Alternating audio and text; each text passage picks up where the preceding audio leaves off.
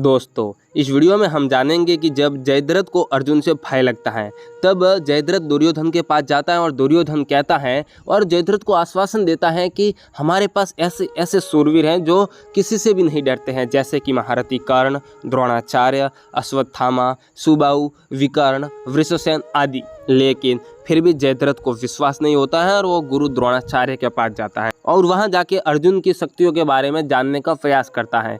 तब द्रोणाचार्य कहते हैं कि तुम्हें अर्जुन से भयभीत होने की आवश्यकता नहीं है, क्योंकि जब तक मेरी भुजाएं जिसकी रक्षा करती हो उस पर देवताओं का भी जोर नहीं चल सकता। और किस प्रकार की बातें होती है ये सब जानने के लिए आप वीडियो के अंत तक बने रहिएगा। और दोस्तों, मैं आपको बता दूं कि ये वीडियो महाभारत द्रोण पर्व में प्रतिज्ञा पर्व के अंतर्गत 74वें अध्याय से लिया गया है। तो फिर चलिए शुरू करते हैं वीडियो। संजय कहते हैं, राजन, भय से व्याकुलचित होकर विलाप करते हुए जयद्रथ से राजा दुर्योधन ने अपने कार्य की गुरुता का विचार करके इस प्रकार कहा, पुरुष सिंह, नरश्रेष्ठ, तुम्हें भय नहीं करना चाहिए। युद्ध स्थल में इन क्षत्रिय वीरों के बीच में खड़े रहने पर कौन तुम्हें मारने की इच्छा कर सकता है।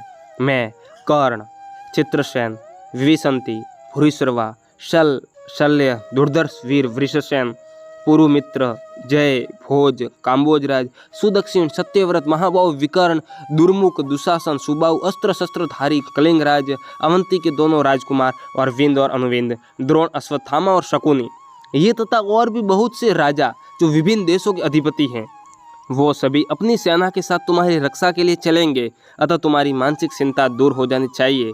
अमित तेजस्वी सिंधुराज, तुम स्वयं भी एक श्रेष्ठ सूरवीर हो, फिर पांडु के पुत्रों से अपने लिए भय क्यों देख रहे हो।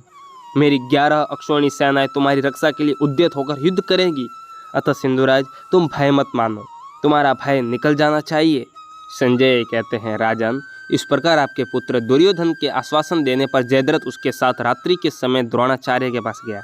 महाराज, उस समय उसने द्रोणाचार्य के चरण छूकर विधिपूर्वक प्रणाम किया और पास बैठकर इस प्रकार पूछा, दूर तक बाण चलाने में, लक्ष्य वेधने में, हाथ की फुर्ती में तथा अचूक निशाना मारने में मुझ में और अर्जुन में कितना अंतर है, यह गुरुदेव मुझे बतावे।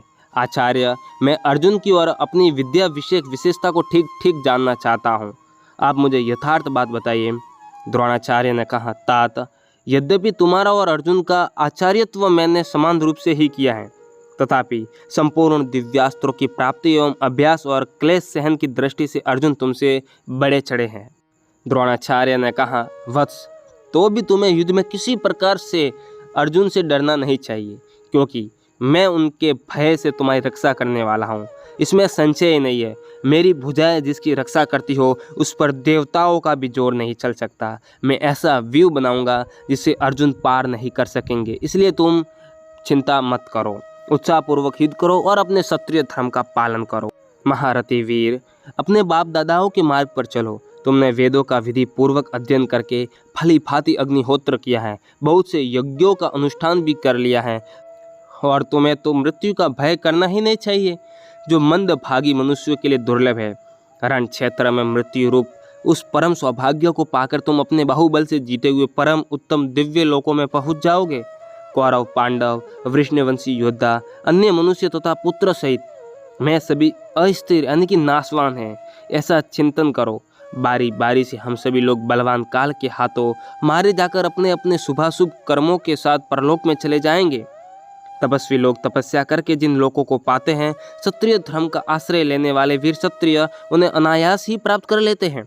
द्रोणाचार्य के इस प्रकार आश्वासन देने पर राजा जयद्रथ ने अर्जुन का भय छोड़ दिया और युद्ध करने का विचार किया। महाराज, तत्पश्चात आपकी सेना में भी हर्ष ध्वनि होने लगी।